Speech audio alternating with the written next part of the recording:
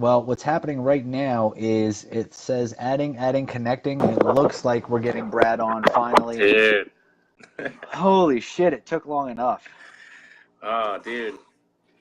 No good deed goes unpunished. You I'll know what tell I'm you what, saying? I think I'm more pissed off that I spent so much time. Like I put my heart and soul in it. Like when you were gonna come on camera, I had your logo that was gonna be up there. I had a picture that I took the other day of the three injectors, which I think I just need to blast across the internet, um, Yeah. Some because a lot of production. You people. had some production quality in there. Yeah, so you know what I mean? It was all kinds of shit. But anyways, for those just tuning in, now that we've gotten the issues sorted out, we've got Brad. Brad owns Snake Eater Performance. They make the injectors that we were just talking about. Um, like he said, started out in Colorado, now out of Hawaii. Hmm. One cool thing and a reason, that I really, besides the fact that you make cool shit, another reason that I really get along and everything else is Brad's a veteran, I'm a veteran, love supporting a veteran-owned business. That's always top of the list, and when I can do it, and when it includes hot rods, that just makes it even better. So my question is, how did you get into injectors? Um, so the way I got into injectors is probably just the way I got into like having a business. I was like sitting around bored, like one day, and I was away from my car for work. At the time, I was really trying to. I have for those of you guys that don't know, I have the '62 Nova. It's kind of pro street style, but it's got a sort of sloppy style 5.3, and that's kind of how I ran into Matt, was because I had heard like, hey, like if you just cam swap and boost the shit out of an LS motor, like you're It'll gonna just like, take it. Yeah. yeah, like you don't need anything else. Like just seriously, man, go buy a $500 motor, a $300 cam, and like another grand worth of like fab material and whatnot, and the turbo, and you'll be fine. So I did it, and then I looked into it, started that kind of sloppy motor build, and one day I was away from my car, and like I was really like just sitting around like really bored, and I was like, it'd be nice if I had something to do. I don't watch really a lot of TV, like personally. It's just I just don't sit around a lot. So I started like researching, and I was like, man, talked to my wife, and my wife owns her own business, much bigger than mine, much more successful. And I mean, she's like kind of like my inspiration. I was like, I think I want to do something like that. Like, what do you know about it? And of course, she knows everything about it. So she like, like was like, you got to find something. And like, and I'm not kidding you. Like, I'm not like a religious person or anything, but like something kept saying like look into fuel injectors, like for your car. And I think that was because I was looking down the barrel of paying like $800-900 for like some big name brand, really nice fuel injectors, and I was like, that's not right. And one day I typed into Google fuel injectors made in America, and nobody makes them anymore. Nobody makes them made in America anymore. So they're not like diesel does. Diesel, there's a few companies that still make them, but for gas engines, it just not. I mean, I think maybe like billet atomizer or like some of the big pro mod type injectors, they may be. But like as pertains to like 250 pounds and under, nice. Well, yeah, 250 if people are pounds. asking. Yeah. Oh yeah, I don't have my comments on. But That's all right. 250 pounds and under, you can't find them made in America. So at the time, like when I first started looking into the business, I wanted everything to be made in America, and I came to the quick realization that that's just like extremely hard to do if you're just starting out. People just don't want to do it. They don't want to deal with you if you don't already have like 100 grand to start handing them money, to build you 5,000 of whatever. So I pretty much just started cold calling a lot of factories that make fuel injectors in China and Japan and Korea, sending emails out. And I mean, I probably spent a ton of money on a bunch of fuel injectors, and they all sucked. And then one company sent me one that was really good. Started from there. And I think that's the thing is just, like you're open and have no quarrels in talking about it. I think a lot of people don't understand. everything comes from China anyway. Like, Yeah. this is not a new thing, you know what I mean? Half the shit that says it's made in America fucking isn't. It's like a scam, you know what I mean? And then companies get called out on it, and then the label magically disappears, or this, that, or the other. Yeah. You know, or they'll use assembled in America. Like, you know what? I don't have a Snap-on does that now. Yeah. Snap-on does that. Oh, look, I put the O-ring on in America, so it was assembled in America. You know what I mean? Like, let's be real. Yeah. So, speaking on that, it's one of the things that Matt had said that was in his videos. It sounds like you went through a lot of injectors to get something good. Yeah. And that kind of is what led me to the factory that I work with for some of my line, not all of them, but they're the first ones. And the ones that I sent to Matt was they're like, hey, we'll send you this stuff. Like we do, like they do a ton of business. Like I'm probably in the bottom 1% of their business, but I asked them, like, because after I was getting all this crap in the mail, like, and I didn't have a legitimate real like benchtop flow machine or a standalone flow machine like I do now. I had a homemade one which was made from the parts for my fuel system that's in the Nova now, that could essentially just generate a ton of pressure and some graduated cylinders.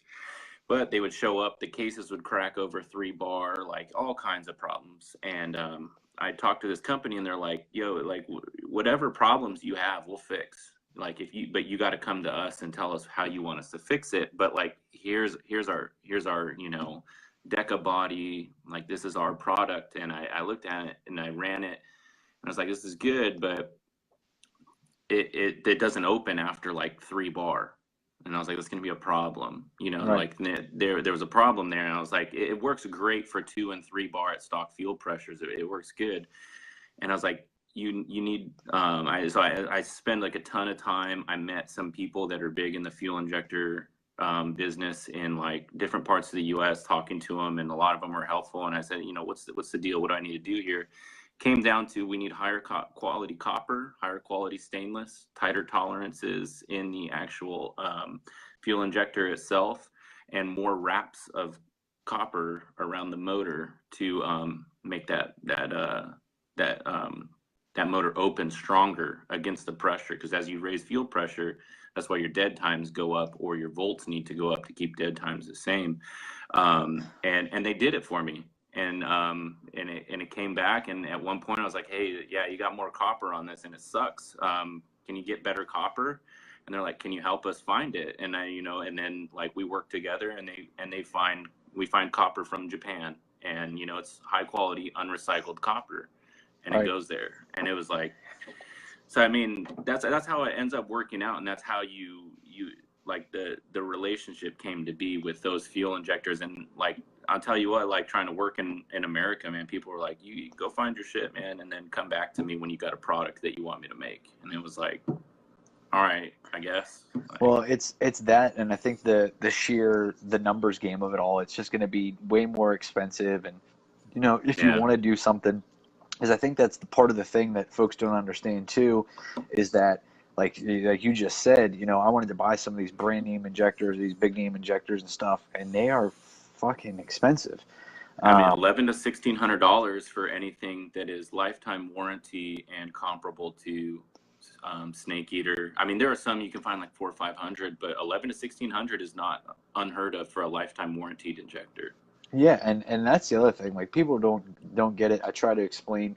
It's part of my sales pitch, and this is like the deal, because you say, you know, you're a small part of what they're doing over there, and we're obviously trying to change that, and just kind of getting into like the relationship and what's going on. I think part of what other people, I've said this on video and stuff, but just to verify with you, like what happens is right now, you know, you get an order for fuel injectors. You personally are flowing them, putting the sheets together, everything, sending it out the door, yada, yada, yada. What we're trying to do is I'm trying to build up an inventory, because you're, you know, like you're over in Hawaii. I'm actually stateside. I just sold out of every injector I had. So yeah. we're going to be working on that again. But I'm trying to build the inventory so then that way we can also drop some of the lead time as far as just because they've got to be flowed and this, that, and the other, make it a nice smooth process. What I've got a question, and this is just personal because I was curious about it and I don't know the answer. I figured you might. Why is it that at 1500 you named the injectors at 1500 cc, but then above that I think the next one is what, the 160? Yeah, the 160.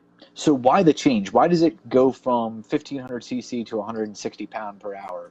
Like, why is there that differentiating factor? So the 160, 210, and 250 are actually like unofficially kind of known as the Venom line, and the reason they go in pound per hour was just simply to kind of differentiate a little bit between the two. And it's really no reason specifically. You can call it a 1600, but that's what I was just curious about. I wasn't sure if there was an actual reason why, or like, because like it, you know, I forget, somebody was talking, I think Jeff, who's in here, was talking about something about one of the injectors, or somebody was talking about the injectors, and they were like, it's, you know, 150 pound, and I'm like, well, it's not, because when you convert cc to pound, it ends up at like 142 ish, I think is where it's at. So the 1500s are technically a 1500 at 58. So they're actually a 13. Most of them, the average flow rate's in the 1320s for those. So at 43 psi, but it's a 1500 at 58, which is what really matters to us, you know, the LS community. And the 160, the Venom line, I just wanted to simply differentiate. Those are, and you'll pay for that a little bit too. Those are a much higher quality stainless. That's non-recycled stainless in those, and that kind of does matter a little bit. Because that it's a higher quality injector, and that can handle like 9 bar of fuel pressure. So like those are pretty serious injectors. And pretty so stout. I just kind of wanted to differentiate, and that was just one way to kind of make people at least consider it a little bit, look at it. That's really the only reason. So then that brought up another question. The 160, the 210, and the 250, are they rated or flowed at 43 or at 58? Those are at 43, and the only one that is named, they're all flowed and everything at 43, but the 1500 was because everybody was like, what is this gonna, like when I was first selling them, like, what does this flow at 58? Because I'm running 58. So that's the important thing. That's what everybody wants to know. Yeah, number one question was like, what does this flow at 58? And I was like, you know, I want to say, well, there's a calculator that you can it's like here, like you can find, but so it was just easier because people, that's what they really care about. I mean, nobody runs, I think some Ford motors run 2 bar, but really nobody really runs 2 bar anymore. It's all 3, I think, and especially race car. I know I have some guys that are running like 5 and 6. Right. So. And that's the thing. So when talking about it, like a 250 at 58 psi is probably more in the 280 range. 270. Oh yeah. So if you take a 250 at 43 and turn it into a 58, yeah, you're going to be pushing like close to 290 probably, which that's a huge injector, and you better be forcing a lot of air to need that much, or your duty cycle is just going to be incredibly low. You're going to have a terrible idle. I just sold a set to a guy who's building a 502 with twin 88s, and that's a motor for 250s. Yeah. And like I just got a little bit of chills thinking about it. Like, that thing's gonna be freaking sick. It's an Australian guy with a 70 Chevelle, so you know it's gonna just be doing burnouts all over the place because the Aussies are just wild. But those dudes are nuts. If I ever get a chance, like, I never would have thought, like, Australia just looks like a nice place anyway. I've never been there, but I never thought that like I'd want to go to Australia to watch all the car shit. And it's just burnouts, quarter-mile burnouts, and then but like 1320 put a lot of people on with that because like now you see Sweden, like all these other places where they're street racing and going crazy and watching the other countries. One big thing that I want to talk about, and I have this one in my hand. There's a reason I have this one in my hand. Yeah, the truck injector. Yep, this is a truck injector because everybody asks me, and I don't know how to, like, you know, when I first started working with you, obviously, I mean, this is actually only but a few weeks, maybe a month or so, but I had a lot of questions because, you know, in order for me to sell a product or to feel good about it and stand behind it, I like to know what I'm talking about. I don't just like to sell shit and be like, you know, I got no fucking clue. But the deal is, everybody has asked about the injectors, and they're like, well, what is the 5.3 truck length injector? And I'm like, well, it's not really working that way. Yeah. So I get that question a lot. Number one question now that the 1500s are labeled, or as they are, is, okay, so I have a 4853 truck motor, truck intake, sloppy sage 2 cam, like, and they list off, you know, the pretty much the don't BS me build, and they go, what injector do I need? I want to make 600 tire or whatever. And it's like, that's, I mean, I can't, so I can't just say like, hey, I mean, you kind of have to figure it out yourself. I don't know what fuel rails you're running, if you're running stock like this, but so the big thing that you just need to look at is the truck injector is about 2 3/4 inch length. Yep. The Deca is a 3-inch length, and the well, pretty close. Yeah. So, and then the Deca is 3-inch, the LS1 is 3-inch, and the LSA LS3 is known as a 38 millimeter. So that's about 1.5 inches. Which that was one of the pictures I was gonna pull up. With my shit. The three, actually, like you sent me. Yeah, I've got a picture, and it's on our Facebook and our Instagram and everything. What it is it's the LS3 LSA style, this one in the middle, and then like a Deca LS1 style on the right, so you can physically see the size difference in, you know, physically in size, just in terms of what's the closest. This is closest to the LS3 LSA style, you know what I mean? But they're shorter. Matt says there's a physical size chart on the wiki for injector heights if anybody wants to beat that also. Yeah. So that's the other thing I know, is that we can beat information into people's heads all day long and give them the places to find it and everything else. And we're still going to get the same questions. So yeah, you just got to be ready to talk to the people, which I actually love. I always tell people, hey, email me, like, whatever, you know, if you got questions. It's no big deal, because I mean, I can fire, especially that question. It's like this. The only thing that is like super confusing still to this day is people are like, hey, I got an 03 Flex Tahoe 5.3. What injector plug do I have? And I was like, dude. I pointed to the plug. Yep. Yeah, it's like, I don't know, man. You got to at least send me a picture, because between plugs and injectors, you can have like 6 different combinations from, you know, just between Gen 3 and Gen 4. Like, I mean, you can have a lot of different combos just between those. And Matt, I'm waiting for Matt to hit the comment, because I forget where it is that he put it, but he had put up some information about the adapters and the spacers and whatnot. So I know he had done that. Can we talk about the other stuff that we were talking about? Yeah, anything you want, man. Okay. So, well, the thing is it is in plans for the future to start getting adapters or spacers, or what is going on there? Like I said, it's not done yet. Something that's coming in the future. But what do you want to say about that? Yeah. So 2019, I think, is going to be like, it's going to be an awesome year for Snake Eater diversifying a little bit. 2018, there was the big move from like Colorado and all that crap that like to Hawaii. It was brutal. So that's over and done now. So I have should be arriving within the next few days. I always recommended to people Michigan Motorsports. They're a company that sells EV1 to EV6 and EV6 to EV1 connectors that don't have wires. They simply just plug in, and there's no additional wire whatsoever. It just changes the shape of the plug and adds maybe a little over 1/4 inch to the overall diameter, but it still has all the locking mechanisms that are in place with the EV1 and EV6. And I got a few, like, people contacted me. They were like, hey, do you have adapters? And I said, I'm sorry, I don't.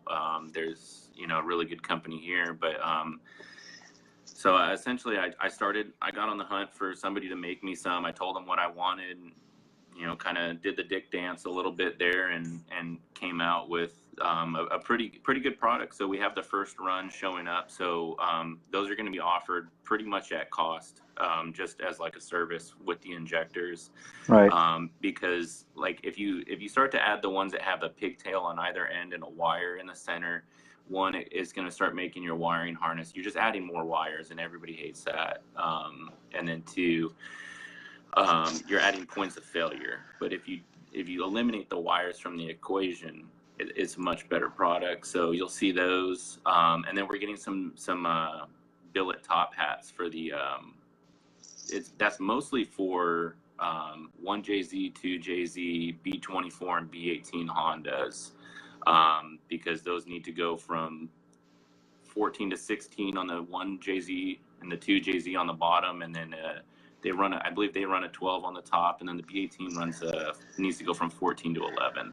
Now, my question, following up with that, because you and I had Mhm. this discussion the other day, because I showed you the absolute abomination that I had made to make something work. Oh, yeah. With the bullet connectors. Yeah. Yeah. So, but with that being said, just to give people, a little bit of peace of mind, just kind of go over, like, because what do the two prongs, if you look inside of an injector, if you guys can see it, there's two prongs there. So Yeah. there's two prongs and two wires, like a basic overview of what that does, so people understand why adding why changing the clip isn't really that big of a deal. Yeah, so changing the clip is not that big of a deal, and especially a lot of people I get. I know you were telling me that somebody was worried about adding more failure points and all that, and that's why I always like the ones that connect, because the only way you can add a failure point really is to add that wire in between. But if you simply just use an adapter that hard mounts and locks in, the one pin. So the two pins, that injector has power at all times. What it needs is a ground, and so it's a ground activated system. And you have a lot of ground activated relays and stuff like that on your car. I'm sure it's not an alien concept to a lot of people, but I don't think most people understand that, like, the ECU runs off of grounds. So yeah. So yeah, especially if you haven't wired your ECU yet and you've never done one before, you're gonna figure out that it's gonna use like 1,000 little teeny tiny wires, and that's because to provide ground takes much less and a much more rapid response. So essentially, it's just loading your 12 to 14 volts, whatever you're getting out of your alternator, right to your injector, and then it just provides ground, and it can provide and remove ground rapidly inside the ECU or the injector driver, simply by just doing this, opening and closing a space, and it's just eliminating the ground. That's why you need to make sure you have really super solid grounds for your ECU and your injector driver, and your injector driver should have a standalone ground also. But those two prongs, you can almost flip them, and I flip them I can flip on the test bench and all that, like the plugs on the test bench, and the injector will still fire. I encourage everybody, just look at the diagram of the motor of an injector, and you'll see how it works. And it becomes a lot more simplistic that way when you look at it. Like, the thing is it's not a smart object. Like, I look at it, it's like a dummy. It either gets ground or it doesn't. You know what I mean? There's no in between. It's just wide open or not. And that's done through the ground, a series of grounds, and then the outcome of that is based on fuel pressures and everything, and timing, of the grounds and everything else. So, with that being said, what are some of the common mistakes? It's a solenoid. Yeah, so it's just like a nitrous solenoid. Yeah, Like, it's a solenoid. Like, Exactly. It's open, Same close. thing. Like, that's it. That's what you've got. So, what are some of the common mistakes people make with injectors? I would say people over-inject. Everybody wants 1500s. But I mean, 1500s, I have a customer that I actually didn't know I had for like a while until Matt pointed him out to me. His name's Cesar Enriquez. He's a tuner. He has a YouTube channel. He doesn't really pay a ton of attention to it. It's called Tuning Lab. But I mean, he makes 990s with 1500s all the time. And people are like, I want to make 600 tire. And it's like, get thousands. I mean, you can do it with 80s, you know, but if you're going to be like daily driving it and stomping it a lot and you're going to be working that duty cycle, you know, a lot, then just get thousands. I always tell people every time the Deca and LS3 thousands are my favorite injector by far. You can get such a clean low end and such a clean idle. As a novice tuner, they're the ones I use in my car. Take no experience to tune them at all, and you will have a good bottom end and good idle. I put the 1500s in my car because I run all my stuff, and man, to get that bottom end and all that stuff dialed in, like I have the Holly system, does the self-learning, and even working with a computer that's trying to help you out, it takes, you know, they're only a 300 cubic inch motor, 327, 298, 300. That's small when you're talking about, you know, 1500, 160 or 210 injector wise. I mean, there's not a lot you can do to dial them back except for adjusting like your dead times and stuff. A good tuner will get you a really good idle. I wouldn't leave there without it, but man, that's probably the biggest thing is just they just buy 1500s and they're making 500 tire, and it's like, dude, you're gonna sacrifice, you know, a lot of things. What is do you want to give a little bit of rundown about duty cycle in a nutshell and how it pertains? Yeah, and especially because I see a lot of people saying like, oh, I'm running like 150 or 120 duty cycle and all that stuff, and it's like, well, that's kind of just like not really possible, because 100% duty cycle would be that injector cannot physically open and close any faster than what you're asking it to do. And what it's doing is, as the intake valve begins to open, your injector is going to start spraying. And then as it detects it, you know, through all the calculations that your ECU is making, it's going to detect or predict that how much air that valve is now going to close. And all it can do is attempt to keep up with the amount of air, and it uses your air-fuel ratio through the O2 sensor to determine that. So what's going to happen is if your ECU can actually know, which is really actually pretty hard for it because the injector is dumb. It doesn't offer any feedback. All it offers is AFR. So it might say like, yeah, you're doing 110% injector duty cycle. That all that should be is a red flag to you. Just like red flag, like this injector is maxing. But in reality, if your car is still running and you're maintaining an AFR and you have equal temps across all of your headers, you know, you don't have cylinders going lean and some, you know, or being able to keep up, it's okay, because that's an estimation. Right. You know, and I think that should be like common sense, you know, to answer that question. Yes, it'll be available on YouTube and our Facebook page and everything. But the thing is like percentage, you know, duty cycle is listed as a percentage, looking at, you know, the denomination of what that is. So 100% is 100%. Like, you can't do 110%. You know, you're overdoing it.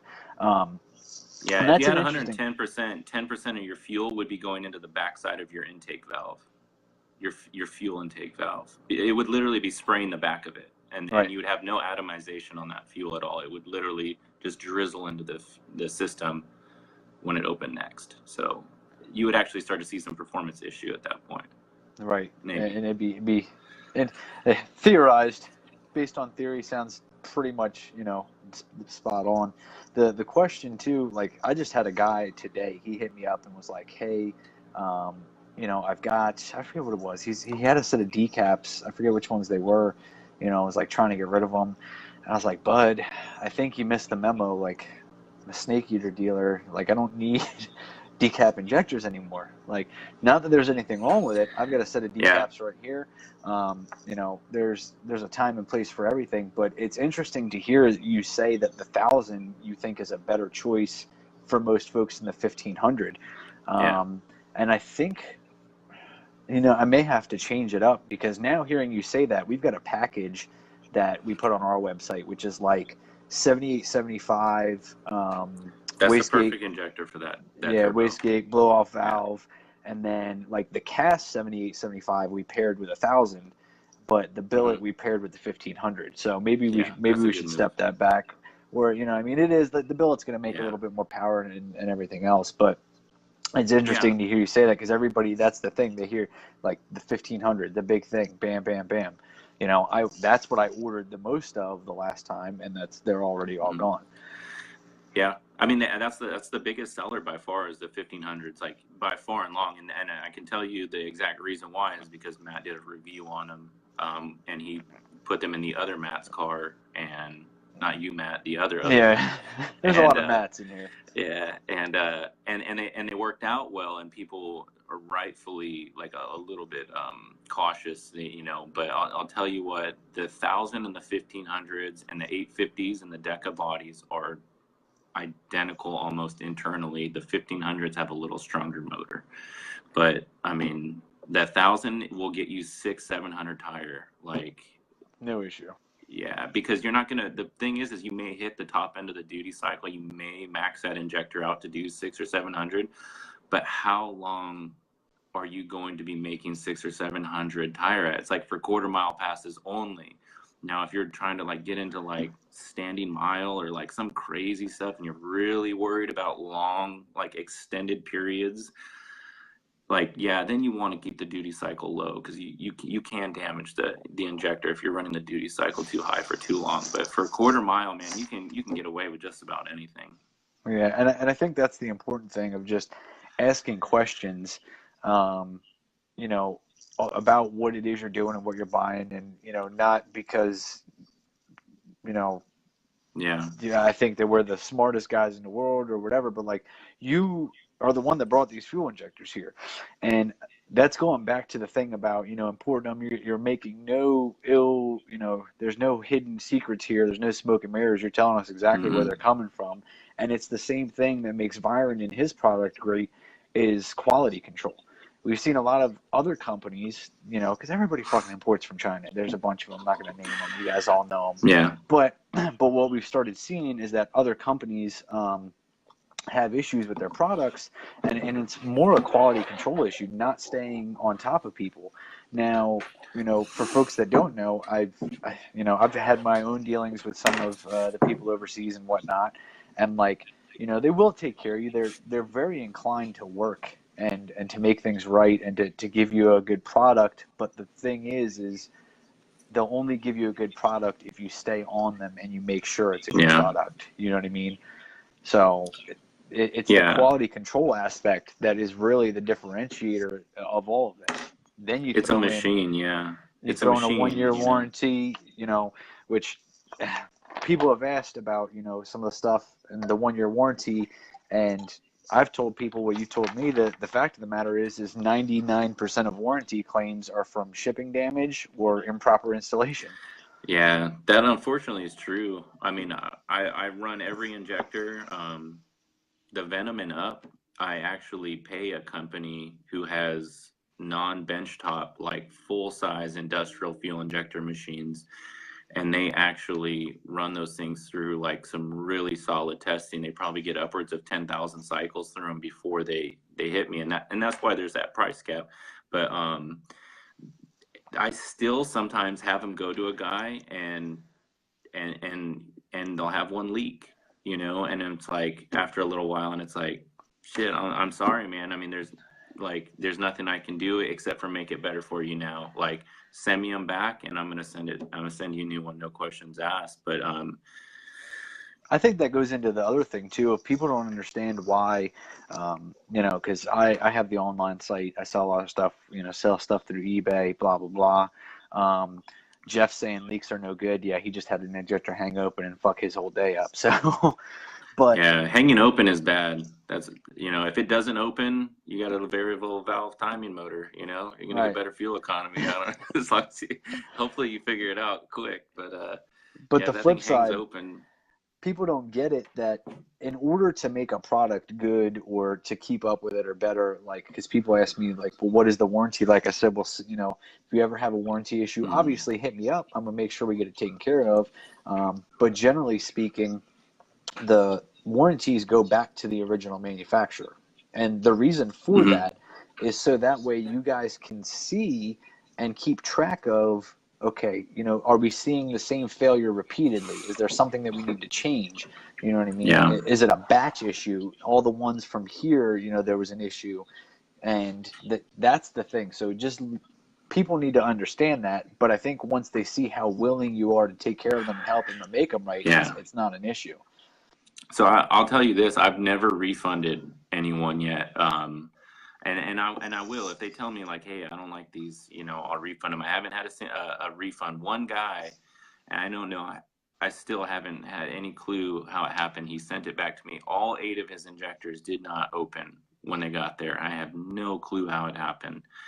And I said, was the box damage? Was the package damage? And the guy's pissed, like, right. And so I tell him like, hey, like, I'm sorry, man. Like, I will absolutely refund you. I'll pay for you to ship those back to me. And any time lost, like, don't be afraid to let me know like what you think it's worth. And I said, I'm really sorry, man. I had no clue, because I test them all, and I run a mix of mineral spirits and Lucas oil fuel injector cleaner in it that's very viscous, and I blend it in that so that it coats the injector, and if anybody that gets them, they can smell them and they can feel it. It's still on there, and that's so that it survives that any salt air or anything. And the guy ended up sending them back to me, and he's like, you know what, man, like just send me a set of thousands. I'm going to put them in another car I'm building. He's like, like your customer service was pretty solid. Right.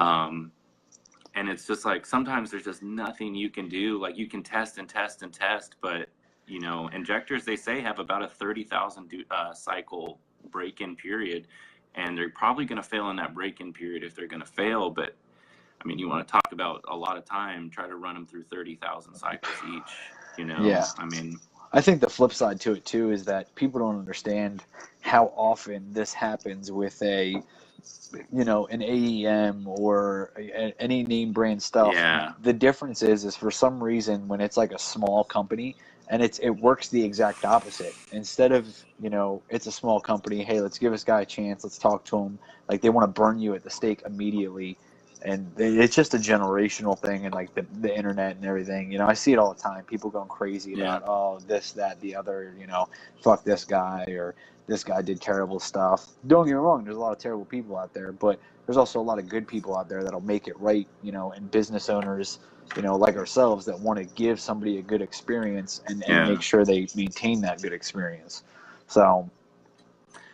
Yeah, man. I know. I got business because, like, it happens, it seems like pretty regularly, and one guy's been sending me a ton of videos lately. You see me posting it. His name's El Moppet on Instagram. He's got a 502 like fuel injected. I can't remember exactly what it is, but he told me he had a larger name brand company's injectors with a lifetime warranty, and 2 of them failed the first time he took them out, and he paid $1,300 for those injectors. It hurts a little more. Yeah, and he calls them up and he says, hey, I got 2 that are dead. I need to send them back. And they say, okay, $200 service charge. And he said, but it's lifetime warranty. And I said, yeah, but it's a $200 service charge, and then it's 4 to 6 weeks to determine whether or not it was manufacturer's defect, and we'll send you a new one. And I was like, man. So what he did, he spent $350 and got a set of 1500s, and been partying ever since. And and he's at the track running 10s, and driving his truck around, having fun. But meanwhile, he'd be still waiting for his 2 to get warranted. I mean, can you imagine not driving your car for 4 to 6 weeks in the middle of race season over something like that? Well, I can, because my shit's never together. But but I mean, imagine if it was, or if you paid money to enter like a race league, a or shootout something or like something. that, Yeah. And that's the other thing. Like, drag week, this is just random information, but Hot Rod Drag Week is coming to the East Coast, and is actually coming to all of my local tracks next year. So I'm going to find a way to participate in that, because it probably won't be my car, because my shit's never street legal, but I have friends. So I can imagine the issues there, you know what I mean? And it sucks, but enough about that shit that sucks. When you got to, you moved and whatever, were you able to bring your car with you?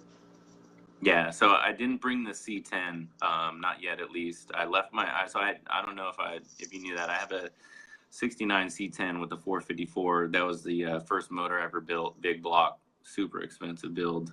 Maybe the reason why I chose sloppy LS for the next one.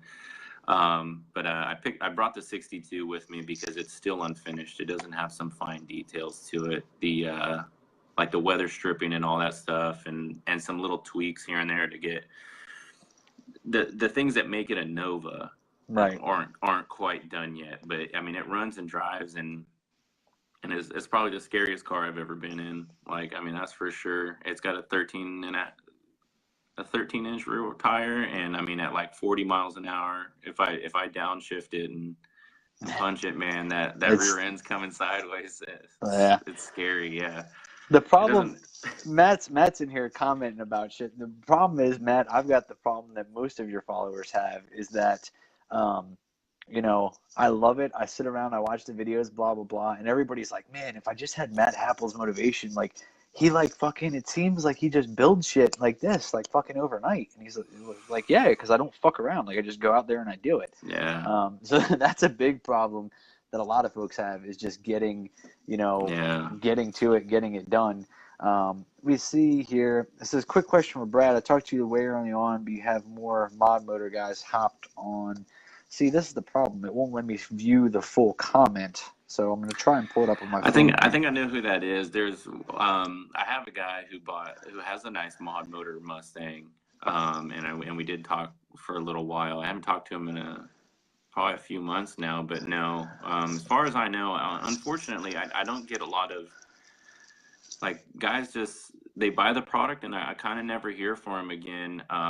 So I mean, if you're out there and you see this or you're listening right now, I always tell some people, like, if you can provide like content of some way, like pictures or videos, anything like that, like, I mean, it's greatly appreciated, because so many of these things like just go away, and then like, man, I've sold like several thousand sets now, and it's like, right, where did they all go? I have like 4 people that send me videos, and then even just the other day, like this Australian guy, I forgot I even talked to him. It had been so long, and he's like, oh yeah, we just did like, it's like not a drag week, but like they just drive their cars around for a week doing like what Aussies do, which is like just ruin tires and like just racing and probably drinking a lot of beers and stuff. But he tells me like all these great things, and I'm like, dude, you gotta show me like this stuff, man. I gotta see some videos. Like, I love hearing about it. But I mean, I don't know. For all I know, I could have a huge mod motor following, man. But for the most part, they're just, you either ask me like, hey, you know, I got a 4853 sloppy stage 2 7875 build. What injector do I need? Or you don't talk to me at all, you know. You're just in the not a lot of middle ground. Yeah. Well, it's funny because I had a guy that we had a product he had sent me, and he wanted me to sell and stuff. So like a couple of them sold, and like he was like, he hit me up and he's like, so like, what happened? And I'm like, what do you mean what happened? He's like, they get delivered? I'm like, I guess, like, they'd have called me if it didn't show up. So, you know what I mean? And he's like, well, you know, well, what happened? I'm like, nothing like, you don't understand, but like, people buy shit from me all day long online. The vast majority of them never speak to me. Like, I never get an update or this, that, and the other. Like, sometimes I'll get a shout out, like, hey, thanks, I got this stuff from you, that's awesome. But that's the thing, it is hard to keep up with, because they just sell and they go everywhere, you know, and we've sent some to Canada and this, that, and the other. And it's what happens. What are they going in, you know? I don't know, man. I spent a ton of time dealing with a guy who was in like some small island in like the Persian Gulf, and he like needed a little bit of help troubleshooting stuff. And like, I was like, yeah, I mean, he had like a B24 motor.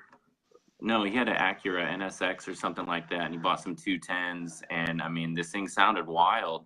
And you know, those guys over there that like Dubai and like the Middle East, they got some wild builds. And I was like, dude, you gotta send me some stuff, you know, like, let me know. And never heard from him again.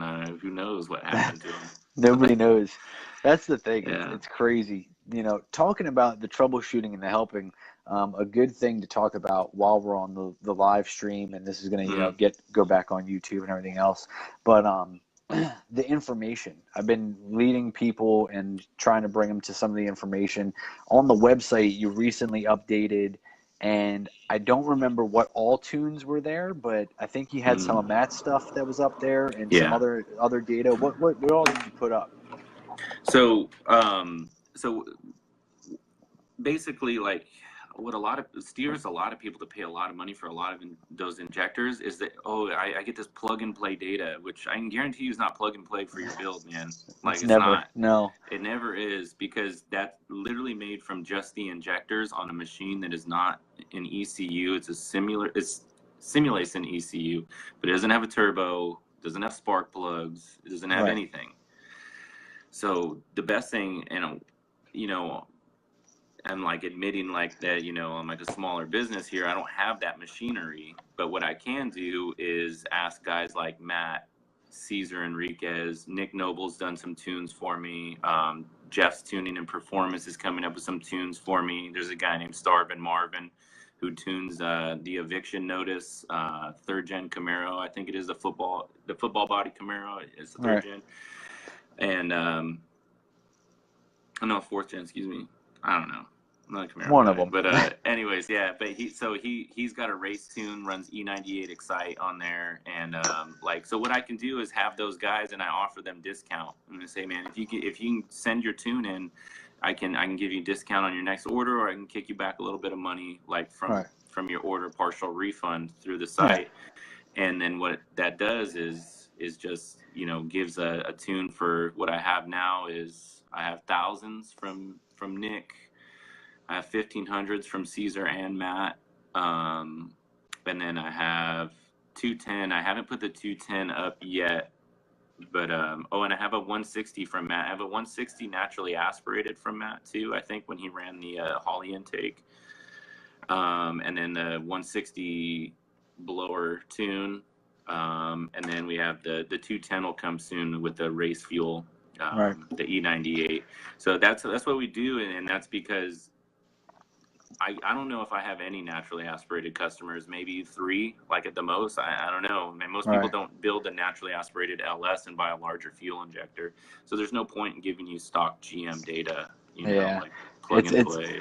It's almost kind of useless. Like, I'll be doing some stuff, and I think it saddens me to say this, because unless I start getting crazy with all of my dealer deals, I'm probably going to run a nitrous car again. And I just keep going back to it because I have all the shit.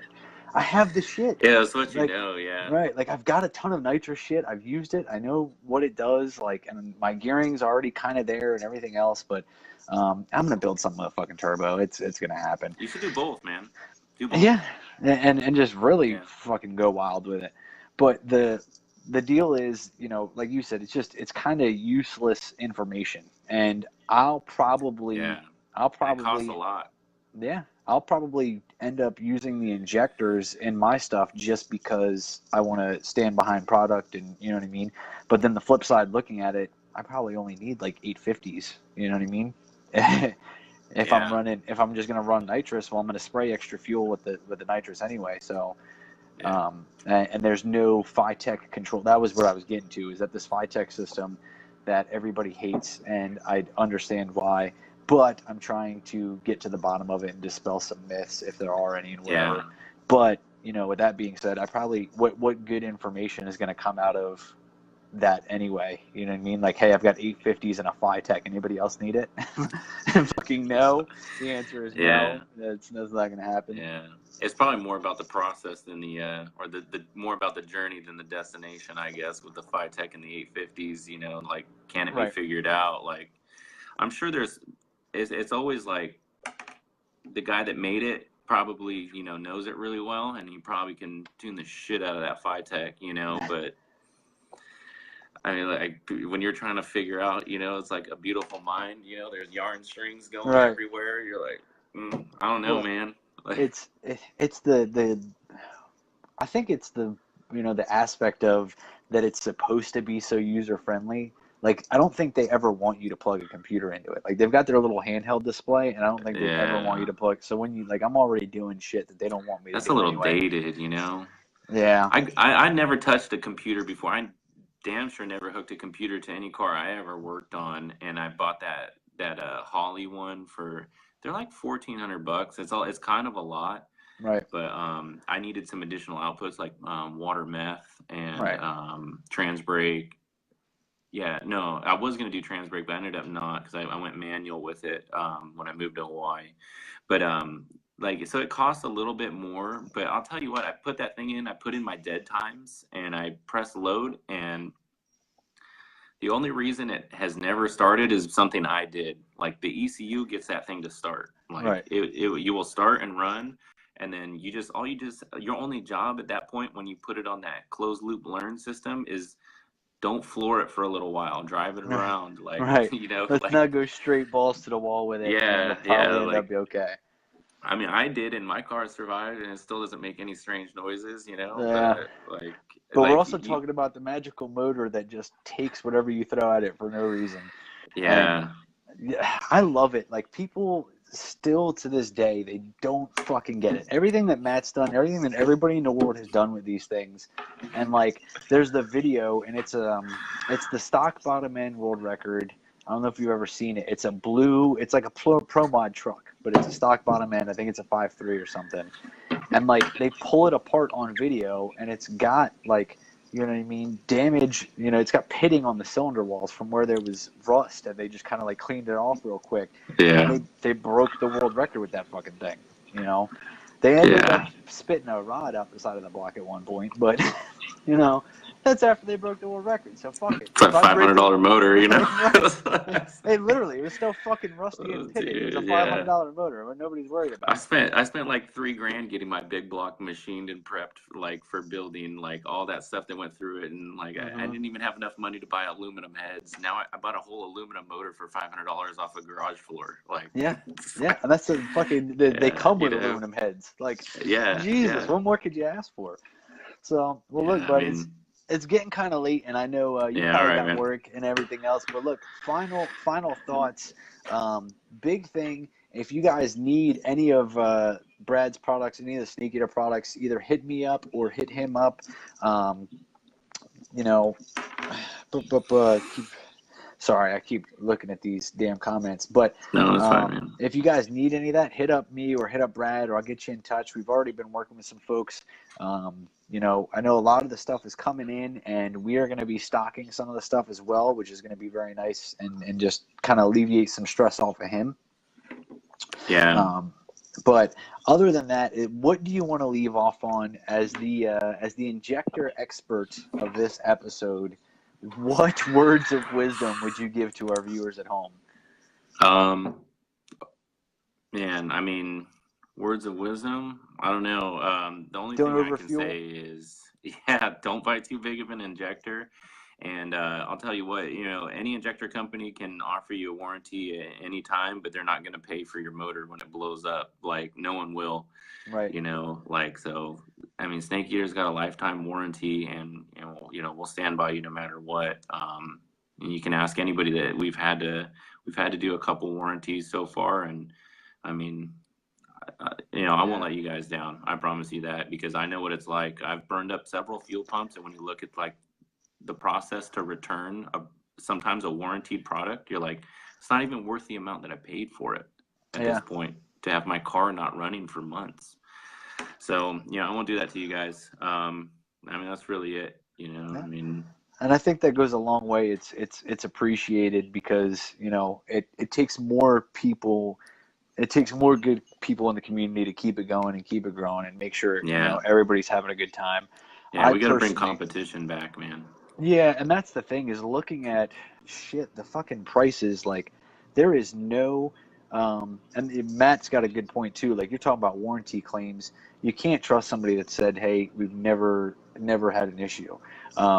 Generally speaking, you know, like, people ask me about the VS turbos and stuff, and I'm like, man, there's been issues. I was like, usually they're fucking operator error. Like, of all the ones that I've seen personally, a lot of stuff that happens is operator error. But it's not to say that sometimes shit comes out of a box and it's just bad. Like, that happens, you know. And I used to say this when I had my shop, and I still have my business. You know, problems happen and situations happen. It's how you deal with the problem that determines the outcome. You know what I mean? Yeah. Nobody's perfect. Mistakes get made, whatever. So, well, I appreciate you you coming on tonight with us. Yeah, Like thanks I for said, having this is me. going to be available on YouTube and on our Facebook and everything else as well. We'll probably have you back on at some point. I know I'm going to Yeah, let's do it, man. I'm going to have to talk to you about some stuff. We got some guys that want to get some orders together, and I got to stock some more. But thank you very much for tuning in. I'm going to kick you off, and then we'll close out this show, and that's going to be the end of our Right night. on, man. So I'll see you, Thanks for bud. having me. Thanks for tuning in. Absolutely. All right, man. Oh, man. So what a rough night. After multiple stages of technical difficulty, and thankfully the car gods were looking out for us. We were able to get Brad on camera, but not without a special surprise jump in from Matt Happel, which is dope. Because I just see Matt said Brad looks like Elon Musk's brother. But he kind of does, though. That's why I'm laughing. But I really appreciate you guys tuning in, and thank you to all the guests. Here's the deal. Every Wednesday night at 9 p.m. Eastern Standard Time, barring any technical difficulty, I think the thing is I was trying to make this a nice deal, and, you know, I was trying to have some production quality and everything in that, and that really bit me in the ass and backfired. So I think we're going to go ahead and can that idea and just go old school with what works.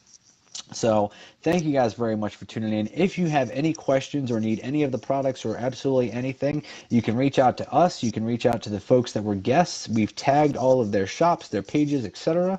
And that is going to be about it for tonight. I am going to, I got too fancy. That was the thing. I flew too close to the, whatchamacallit, Icarus, right? Flew too close to the sun, melted his wings, whatever the fuck that was. So I was too close to the sun. But next week, Wednesday night, 9 p.m. Eastern Standard Time. I don't have the guests ironed out for that, but I will tell you that the guest list of folks who want to be on is extensive. Just looking at part of the list I have here, we're looking at Jeff Moore, Sean Genovese, GFAB Tuning Solutions, Cody Rule 660 Supply. We had Billy on, Jerome Courtney, Strictly Business Truck, Hel Camino, Byron Singh, Aria Connolly, who was Female Grudge Racer of the Year in 2018. People with awesome-ass cars have been hitting me up and everything else, so that's what it takes. We're going to keep it going. Yep, we're going to get rid of the fancy thing and just have fun with it. Thank you guys for tuning in. I am going to now take a potty break because I done sit here and drank a half a 2-liter of Coca-Cola and get to editing so I can get these things up on YouTube for you guys to come back and look at. Thank you very much for tuning in. I will see you guys next week on the DNR Auto Live podcast. That'll be episode 3 next week, and we'll have another round of guests and another round of fun. Thank you guys very much.